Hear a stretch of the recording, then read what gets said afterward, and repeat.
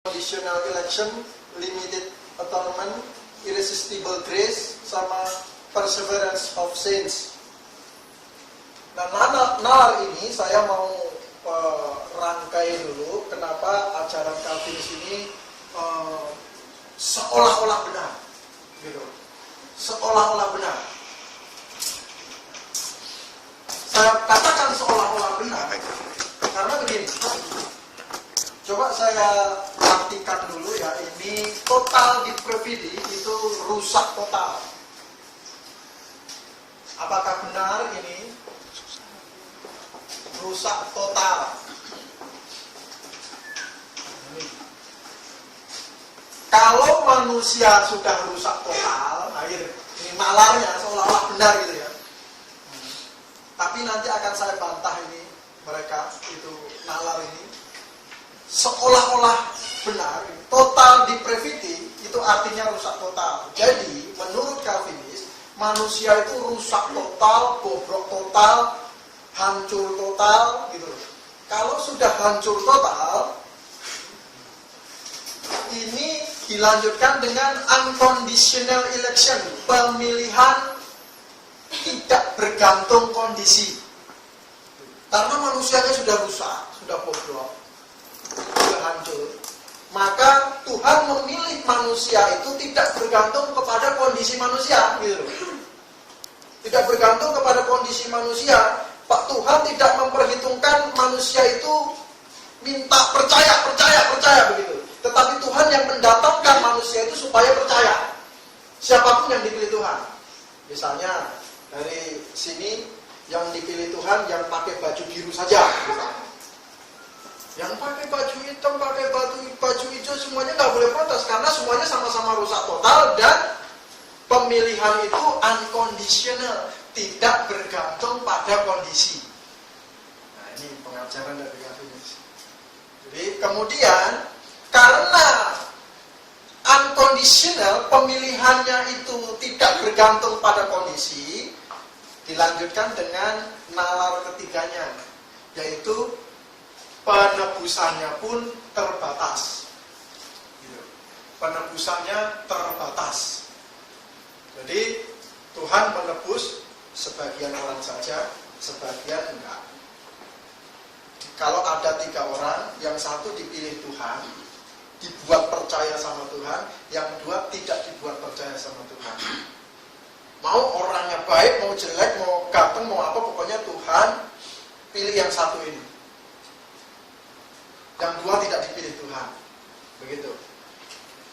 Ini penebusannya terbatas. Jadi tidak semuanya, 3-3-nya dipilih semua gitu kan.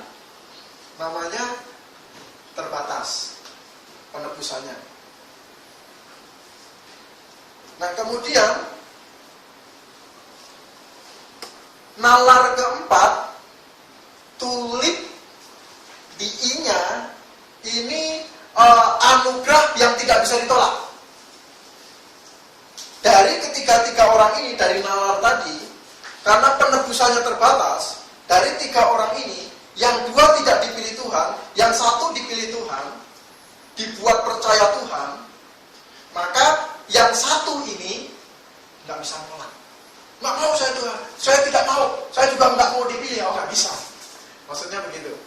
Jadi artinya dia sudah terpilih dan dia dibuat percaya, dia dibuat lahir baru, dia dibuat masuk surga.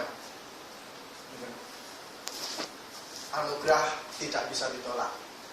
Nah, karena anugerah itu tidak bisa ditolak si orang yang 1 tadi itu, misalnya, karena tidak bisa ditolak oleh beliau, maka keselamatannya dijamin.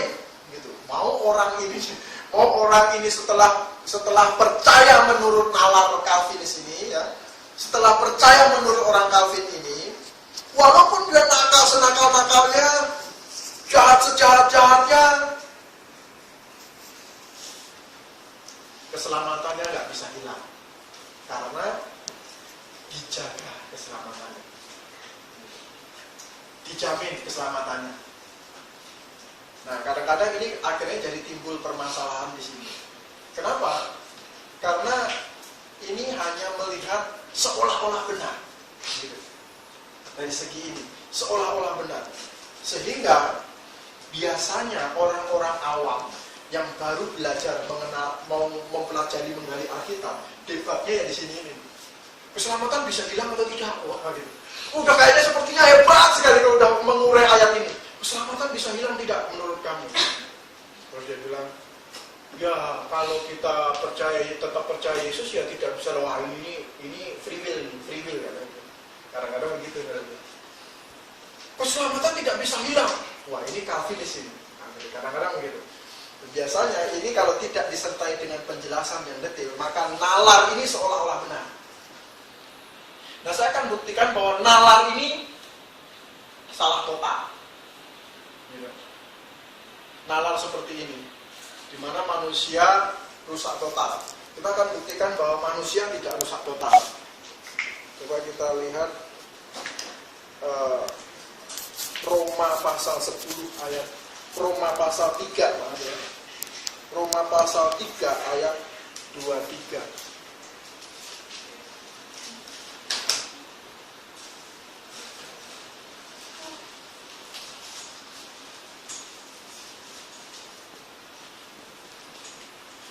Roma pasal 3 ayat 23. Roma 3 ayat 23. Karena semua orang telah berbuat dosa dan telah kehilangan kemuliaan Allah. Ya. Karena semua orang telah berbuat dosa dan telah kehilangan kemuliaan Allah. Nah, kata kehilangan ini ditafsirkan oleh Calvinis sebagai rusak total. Tuh kan manusia sudah hilang kemuliaannya, sudah total kehilangan. Padahal di dalam bahasa Yunani-nya itu husterio. Husterio itu mengkeret, kalau orang Jawa bilang. Kamsok, jadi mengkeret, mengecil, atau melemah. Kalau kita bisa artikan, mengkeret, mengecil, atau melemah kemuliaan Allah. Jadi bukan entah hilang, terus gak tahu kemana hilangnya begitu. Bukan itu, tetapi husterio ini adalah kamsot atau mengkeret, kalau kita bilang mengecil, mengkeret, melemah, gitu ya.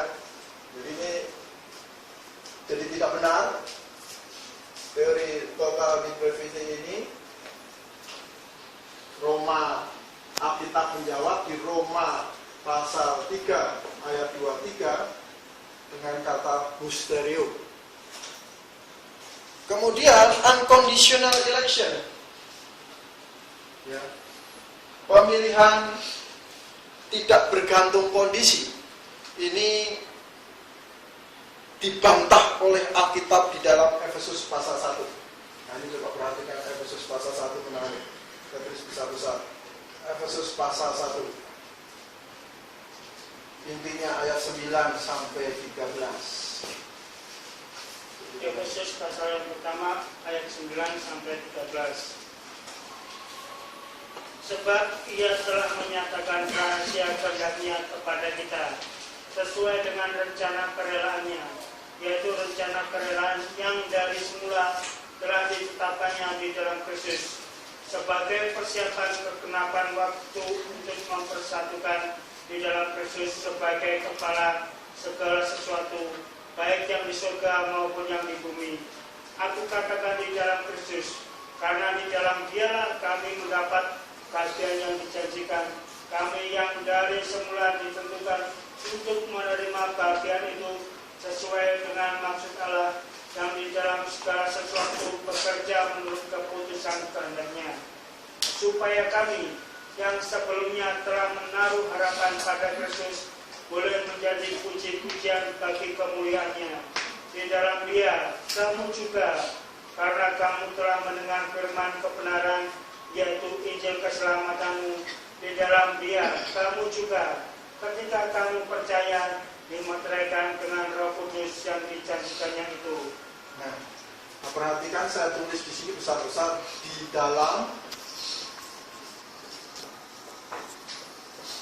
dalam Dia.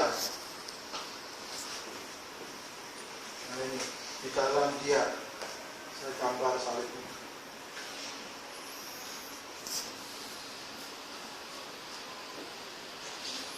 Nah ini gambar salib di dalam penyaliban Kristus.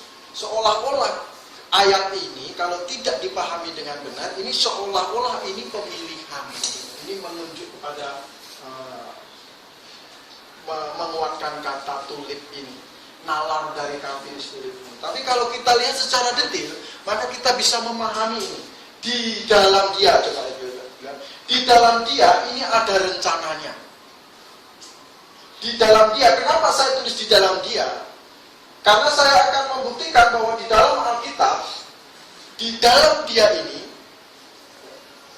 untuk semua manusia. Gitu. Jadi Kristus mati, kata di dalam Dia itu di dalam penyaliban Kristus maksudnya. Bukan di dalam Dia itu di dalam surga sana, tetapi di dalam Dia, di dalam penyaliban Kristus, kematian Kristus di kayu salib. Maka saya menggambarkan di dalam Dia itu di dalam penyaliban Kristus. Di ayat 13 dibuktikan, di dalam Dia kamu juga, karena kamu telah mendengar firman kebenaran, yaitu Injil keselamatanmu. Nah, ini. Di dalam Dia kamu juga ketika kamu percaya, ya, dimateraikan dengan Roh Kudus yang dijanjikannya ini. Jadi di dalam Dia itu di dalam penyaliban Kristus. Gitu. Di dalam penyaliban Kristus. Nah, ini saya akan tunjukkan bahwa ini di dalam penyaliban Kristus ada kata percaya.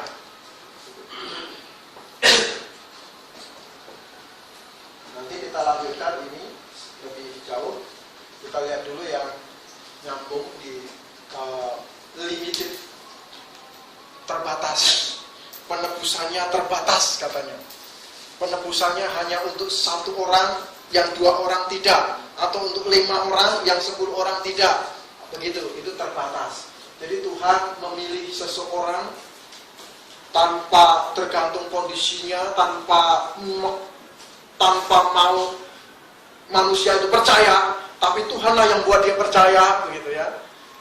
Sehingga mengakibatkan nalar ketiga selanjutnya adalah penebusannya harus terbatas.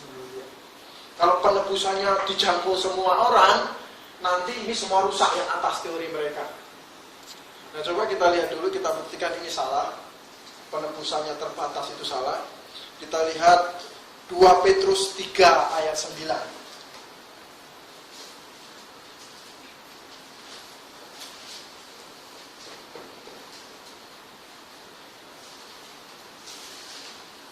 Petrus pasal 3 ayat yang ke-9.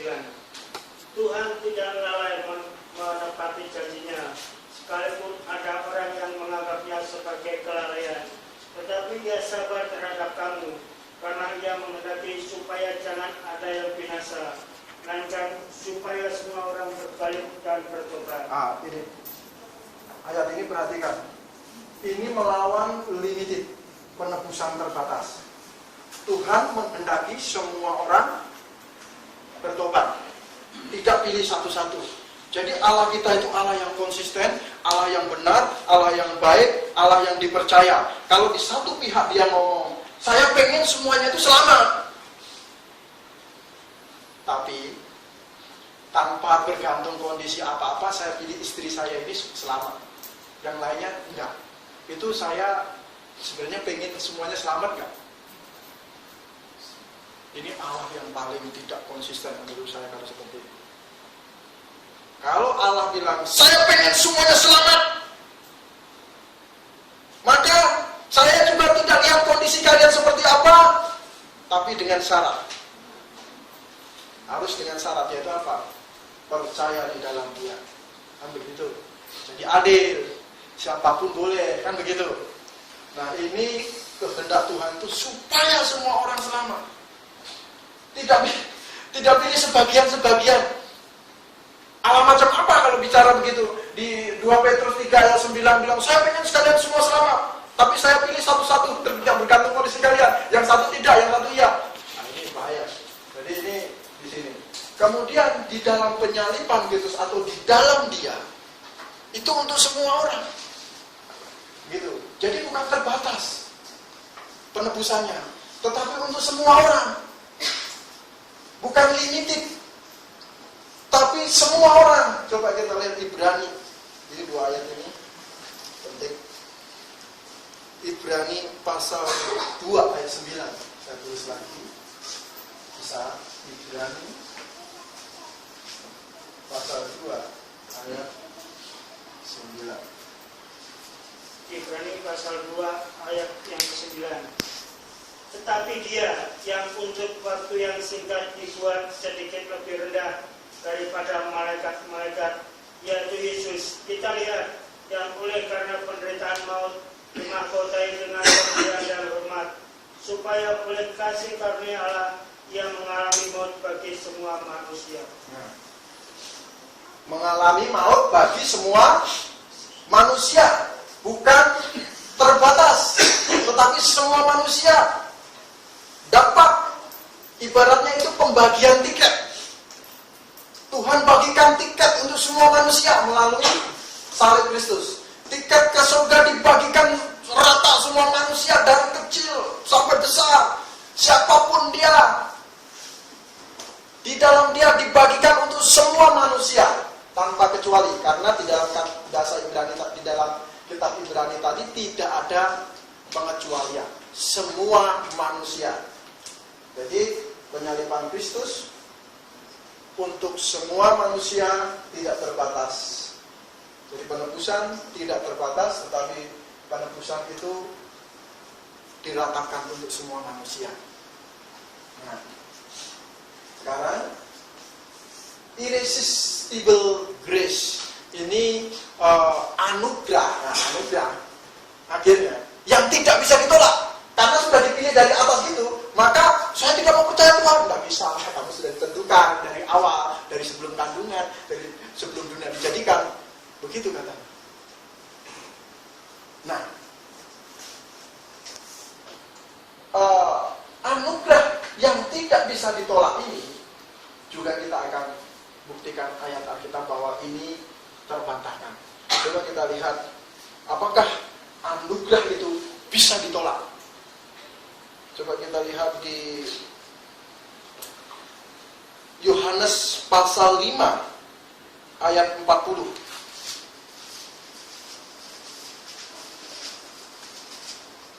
Yohanes pasal yang ke-5 ayat yang ke-40. Namun kamu tidak mau datang kepadaku untuk memperoleh hidup itu. Ya, ulang lagi. Yohanes pasal yang ke-5 ayat yang ke-40. Namun kamu tidak mau datang kepadaku untuk memperoleh hidup. Ya. Jelas? Namun kamu tidak mau datang kepadaku. Coba bayangkan. Namun kamu tidak mau. Bisa ditolak tidak? Anugerah itu.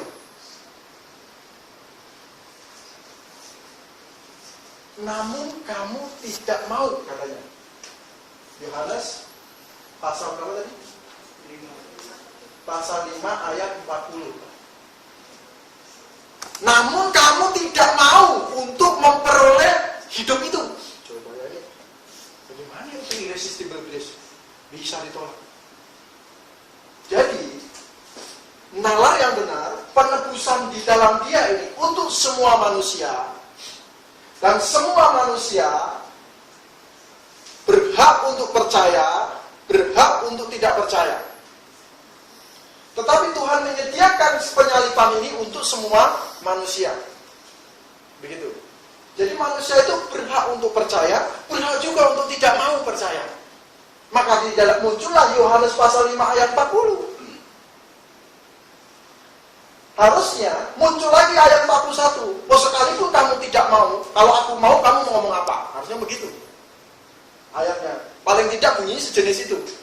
Artinya itu mau mendukung bahwa irresistible grace ini benar ayat itu. Jadi Yohanes pasal 5 ayat 40 itu bisa. mereka menolak kasih karunia. Orang beritain Injil, ternyata banyak juga yang menolak. Nah, kemudian kita lihat lagi ayat yang selanjutnya, Roma pasal 2. Nah, ini yang lebih dalam lagi. Roma pasal 2.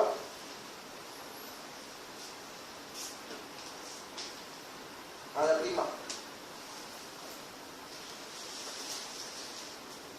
Roma pasal yang kedua ayat yang kelima. Tetapi oleh kekerasan hatimu yang tidak mau bertobat, engkau menimbul murka atas dirimu sendiri pada hari waktu mana murka dan hukuman Allah yang adil akan dinyatakan. Jadi sekali lagi ini katanya tidak mau, lebih dalam lagi artinya tidak mau bertobat. Oleh karena kekerasan hatimu kamu tidak mau bertobat. Jelas mana bisa ditolak katanya.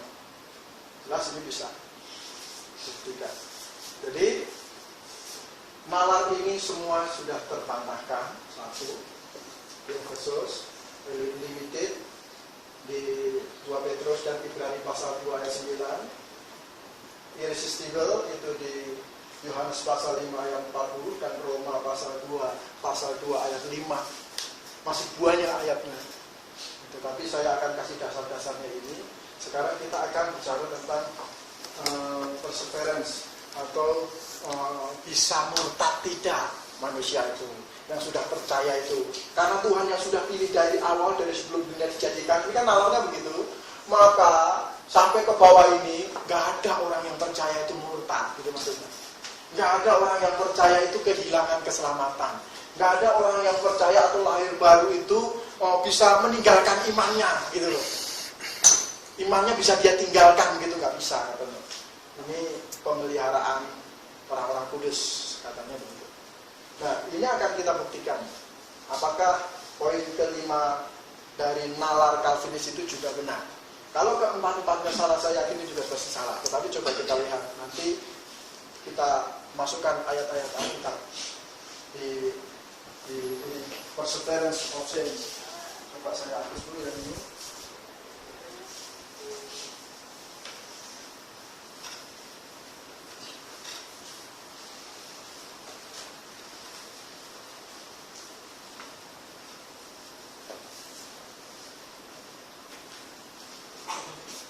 Kita lihat, kita buka sekarang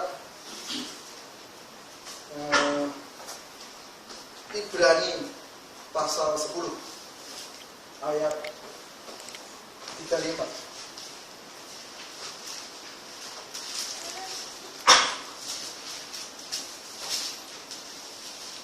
Ibrani pasal yang ke-10 ayat yang ke-35.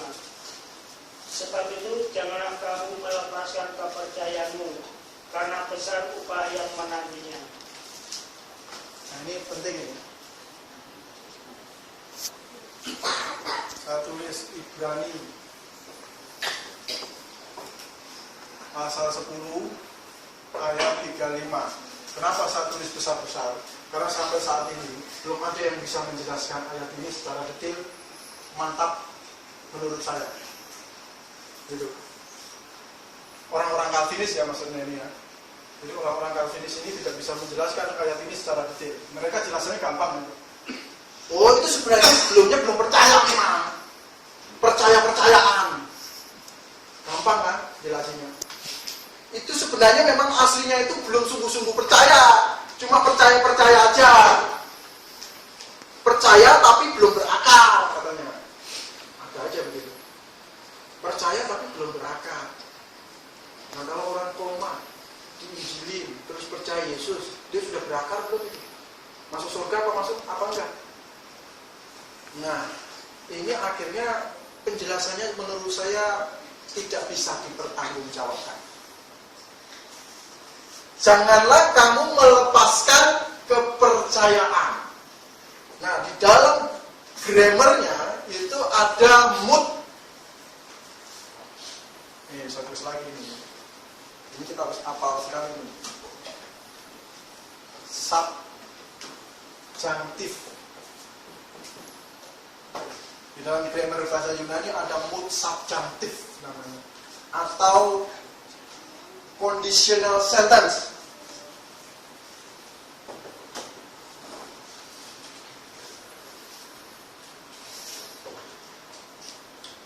Ini yang menemukan kata subjunctive ini bukan siapa-siapa. Di dalam buku panduan bahasa Yunani manapun ada mood subjunctive. Jadi mood subjunctive ini bukan bikinan siapa-siapa, bukan bikinan orang-orang yang menolak tulip, bukan. Tapi subjunctive mood ini memang ada di dalam buku panduan. Memang sudah patren dari sana, grammar Yunani punya gitu. Jadi tidak dibuat siapa-siapa. Nah, subjunctive mood atau conditional sentence ini ada di dalam kata melepaskan itu tadi. Boleh dicek nanti di kata melepaskan.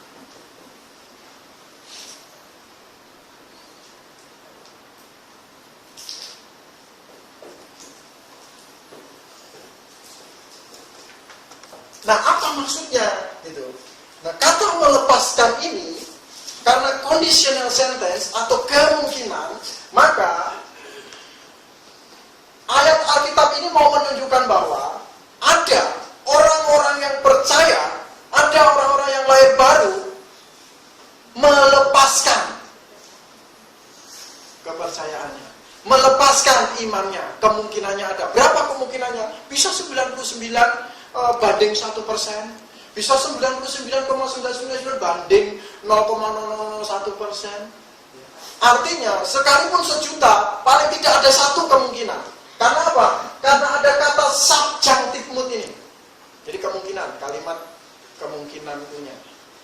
Jadi ini bukan pura-pura percaya. Ini bukan percaya palsu, tapi orang yang percaya sungguh-sungguh bisa melepaskan kepercayaannya. Karena ini conditional sentence atau subjunctive bentuknya. Nah, di sini membantah perseverance of saints, di mana sekali percaya tetap percaya, tidak bisa orang itu melepaskan. Nah, kalau dia mengucapkan 2 kalimat syahadat, itu cuma berarti dulunya pura-pura percaya, misalnya begitu. Jadi itu berarti itu bukan subjunctive. Itu berarti perfect, kalimat perfect, kalimat mantap punya, kalimat yang sudah tidak bisa digoyang-goyang punya, bukan subjunctive. Begitu. Nah, ini berarti apakah keselamatan bisa hilang? Nah, kalau hilangnya kayak gimana? Apa hilangnya baru kita seperti jalan-jalan gitu terus dicuri iblis gitu? Nah, itu nggak bisa. Karena tidak ada satupun yang dapat melawan Kristus.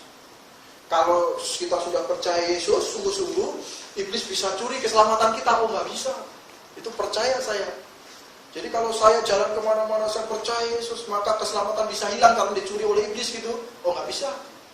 Karena kekuatan manapun tidak sanggup untuk bisa menembus kekuatan Kristus yang ada di dalam kita. Kecuali kita sendiri yang melepaskannya.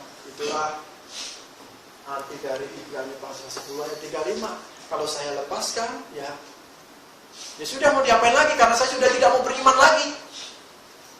Gitu.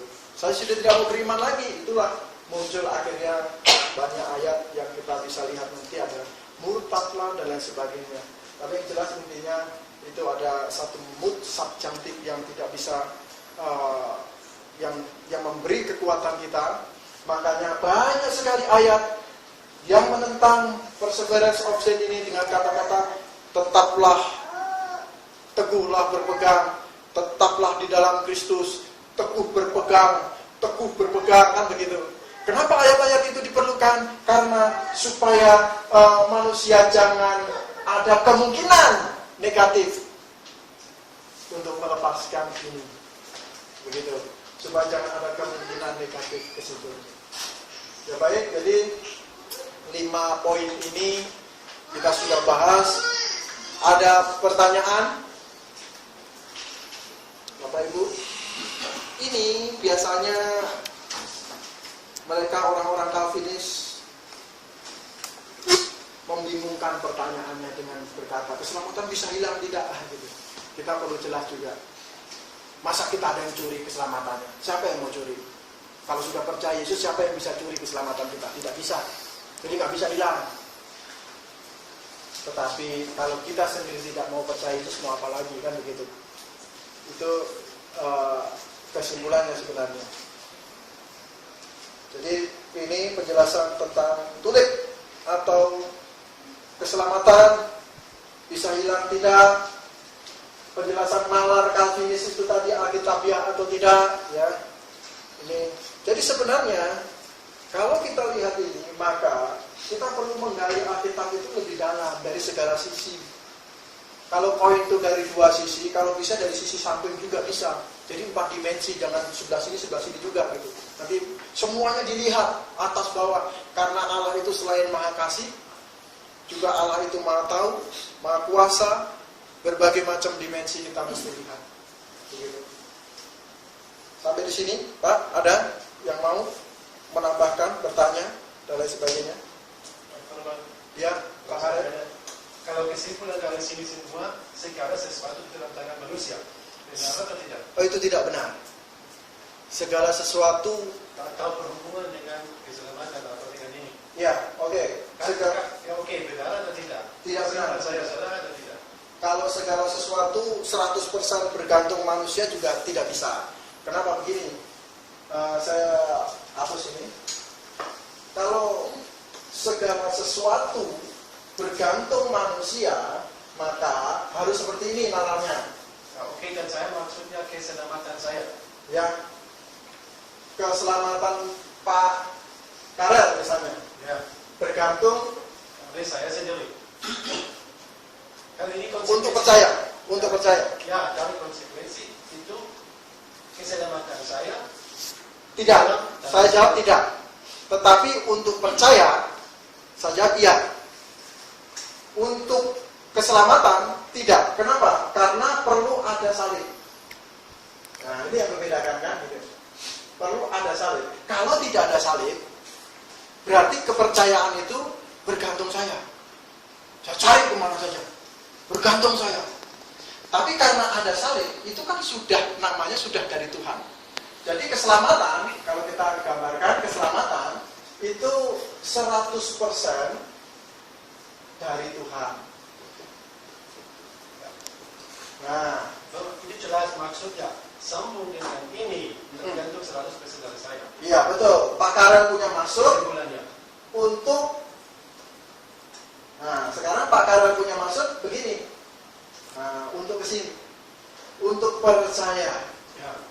Nah, ini untuk percaya 100% dari Pak Karel sendiri.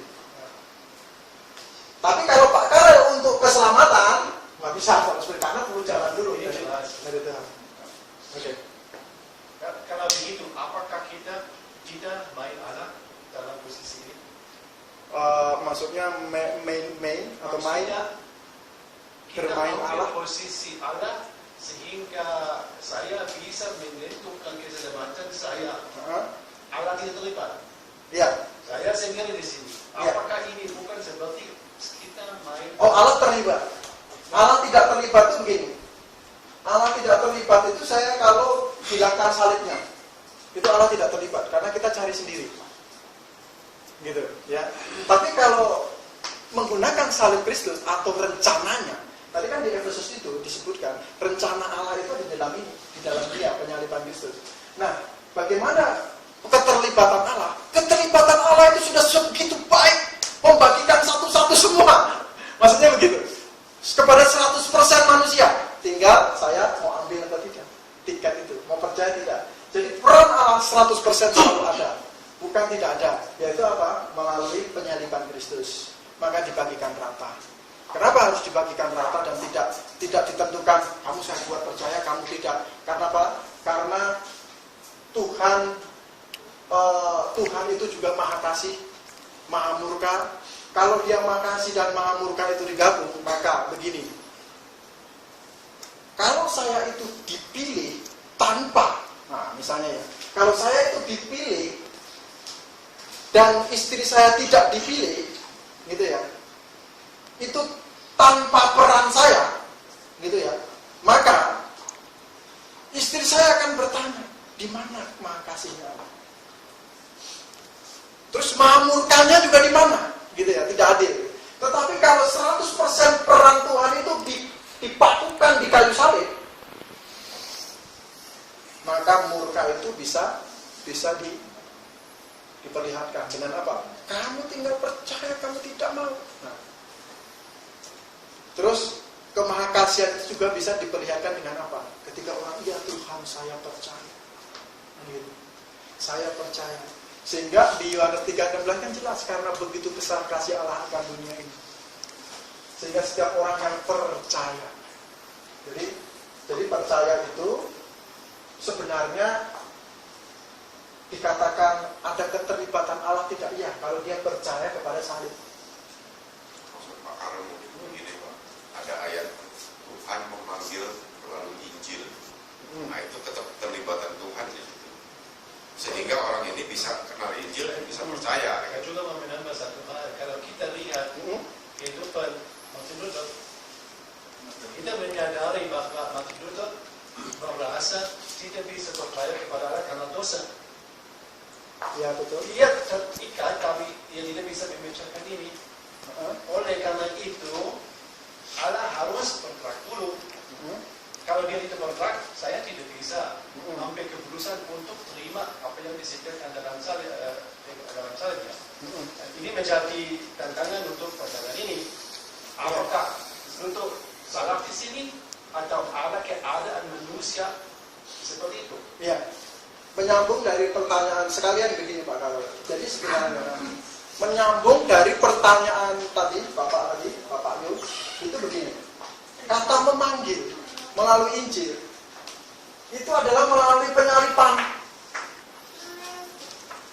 Penyalipan Kristus itu sudah memanggil namanya, bukan memanggil melalui panggilan. Kalau memanggil melalui panggilan pribadi, nah ini lain cerita. Pembahasannya lain. Melalui panggilan pribadi, bukan melalui Injil, tapi melalui panggilan pribadi. Hei, percaya kamu? Aduh, percaya. Tapi kalau melalui Injil, itu melalui penyalipan, itu pemanggilan namanya. Gitu. Pemanggilan untuk semua manusia. Maka di dalam Ibrani pasal 29 tadi jelas itu untuk semua manusia. Itu Injil. Untuk semua manusia itu Injil, gitu. Nah, di Efesus pasal 1 ayat 13 dijelaskan akhirnya siapa yang percaya karena Injil, gitu. Jadi siapa yang percaya kepada Injil? Ada siapa yang, ini kan bicara siapa percaya. Sekarang saya balik Pak, masalahnya harus serius, 3 dimensi itu dilihat. Siapa percaya, siapa tidak percaya.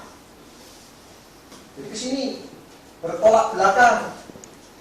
Siapa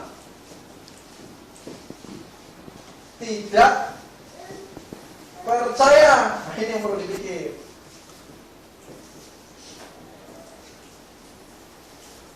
Masa siapa yang tidak percaya tidak dipanggil oleh Injil?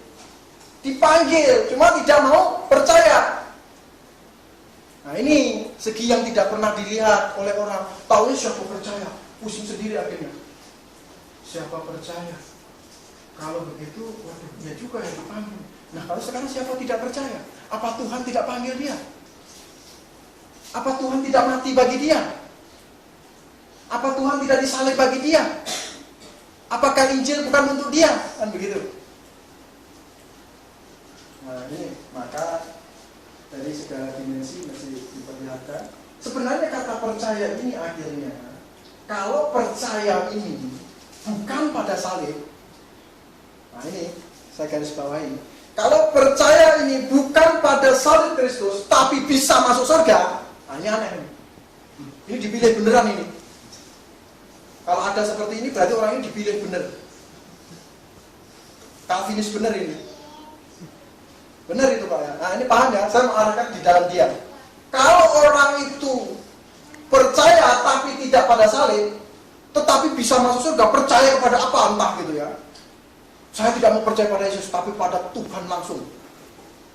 Alam semesta raya, masuk surga misalnya. Nah ini aneh. Ini teori Calvinis benar. Gitu. Karena dipilih sebagian. Tapi kalau dipilihnya ini tetap percaya Yesus, itu peran Yesus itu 100% untuk semua manusia. Itu masalahnya. Nah tinggal kita percaya. Jadi apakah percaya ini dipermasalahkan? Kalau percaya ini kan ada yang tidak percaya juga. Kalau percaya ini berarti ini sikap manusia dong, apa kerja manusia dong. Lalu kalau begitu, hebat amat Tuhan juga bisa ditolak oleh manusia yang tidak mau tadi, oleh kerja manusia juga gitu.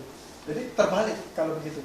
Nah jadi percaya atau tidak percaya ini adalah respon kepada salib sebenarnya, yang 100% sudah peran dari Tuhan. Itu. Jadi kalau melihat dimensinya, ini bukan hanya sekedar dua koin, lihat sebelah sini terus sebelah sini, bukan. Tapi juga lihat sebelah sini, semua dilihat.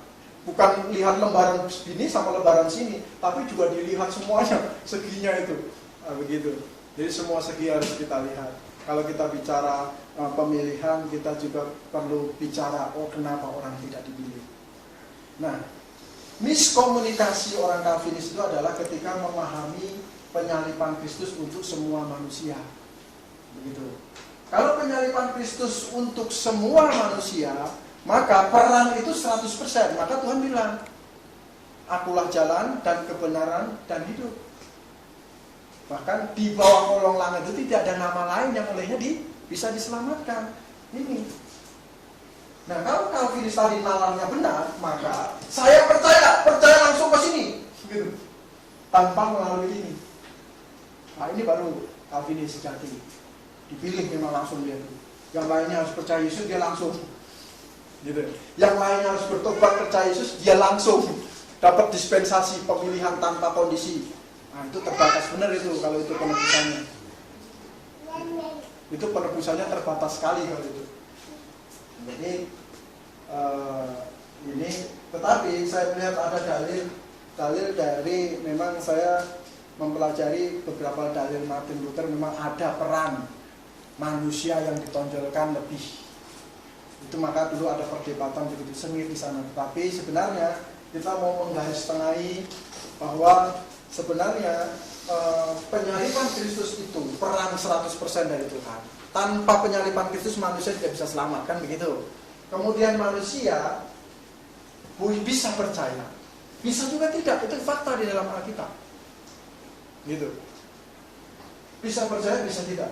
Nah, fakta yang dilebih-lebihkan adalah percaya itu dibuat oleh Tuhan, katanya. Nah, percaya dibuat oleh Tuhan harusnya, kalau begitu nggak perlu percaya Yesus saja. Kalau Tuhan tuh buat dia percaya, itulah dalil dari orang saudara kita orang Muslim. Ngapain pakai mati disalib kalau memang sudah dipilih, Mak? Langsung aja dipilih, gitu maksudnya. Nah, itulah yang saya bilang tadi. Kalau percaya menurut dalil Calvinis benar, dia harus percaya bukan pada Kristus, tapi percaya langsung pakai jalan pintas. Itu baru benar, teori dia. Tulipnya itu baru benar. Tapi karena dia harus percaya Yesus juga. Nah ini pada Yesus untuk semua manusia. Nah ini yang harus kita pahami. Ada yang menolak, ada yang tidak mau, ada yang percaya, ada yang tidak percaya. Itu yang harus kita pahami faktanya. Dan ketika kita percaya, kesimpulannya begini. Kesimpulannya, ketika kita percaya, ini ada dua sisi.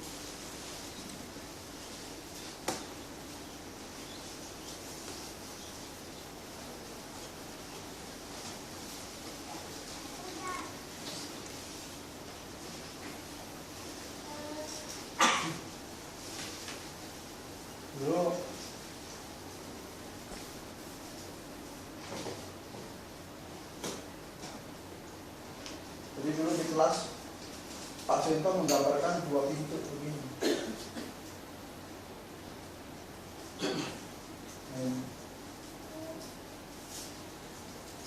Pintu ini ada di balik sini. Jadi yang ini tuh ada di sini. Ini ada di sini, ini depannya, gagang pintu depan, gagang kunci depan. Ini yang belakang ini. Ini yang di sebelah sananya. Dia itu nulis di sini kata bertobat.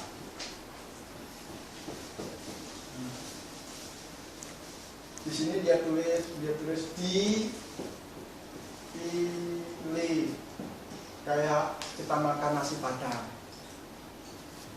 Kita masuk, tulisan selamat datang. Begitu duduk, kita makan, di baliknya tembok itu tulisan selamat menikmati. Nah, begitu. Sama. Begitu kita disuruh di sini bertobat. Wah, ada yang bertobat nih. Ada yang bertobat pada salib ya. Ini saya gambarin lagi supaya jangan itu peran manusia 100% karena ada salib. Kalau peran serta manusia 100% itu tidak ada salib langsung. Bertobat, percaya kepada Yesus. Wah, dibuka. Begitu sudah duduk, PA, waduh, tahu saya dipilih. Begitu sudah di dalam, baru tahu kita dipilih. Ini belum apa-apa sudah bicara dipilih, belum bertobat, bingung. Jadi orang yang dipilih adalah orang yang bertobat, itu betul faktanya. Jadi orang yang bertobat, nah kita mesti lihat dulu, baca dulu, bertobatlah, sebab kerajaan Allah sudah dekat. Nah kita bertobatlah, buka pintu. Begitu di balik pintu ada tulisan dipilih. Nah, simpel kan sebenarnya. Bukan dipilih dulu, dipilih. Bertobatnya belakangan setelah buka pintu. Ibaratnya begitu. Ibarat kasarnya ya. Jadi yang duluan ya bertobat dong. Gitu. Bertobat pada apa? Pada salib. Gitu. Nah, bertobat pada salib 100% jalan Tuhan. Gitu. Bertobat pada salib, begitu tahu, oh saya dipilih. Bukan saya dipilih duluan. Itulah muncul istilah baptis bayi. Baptis bayi ini muncul karena doktrin ini. Doktrin dipilih. Karena merasa sudah dipilih, dari bayi pun dibaptis. Karena sudah tahu dia dipilih, coba bayangkan. Tanpa bertobat dulu. Jadi yang Tuhan bertobat dulu. Setelah bertobat baru dipilih. Setelah itu, setelah bertobat, mengerti dia orang dipilih, baru minta tanda baptisan. Kan begitu, bukan dipilih dulu. Kalau dipilih dulu, makanya kecil-kecil sudah dibaptis. Bayi-bayi pun sudah dibaptis. Kenapa? Karena sebab ajaran ini. Dipilih dulu. Ya, kurang lebih begitu. Nanti ini topik cuma kulit ari. Kulit arinya. Nanti kapan waktu sekolah kita ini, sekolah minggu kita itu akan terus membahas lebih lagi, menggali lebih lagi secara detil. Oke, sampai di sini kita lanjutkan kebaktian kita.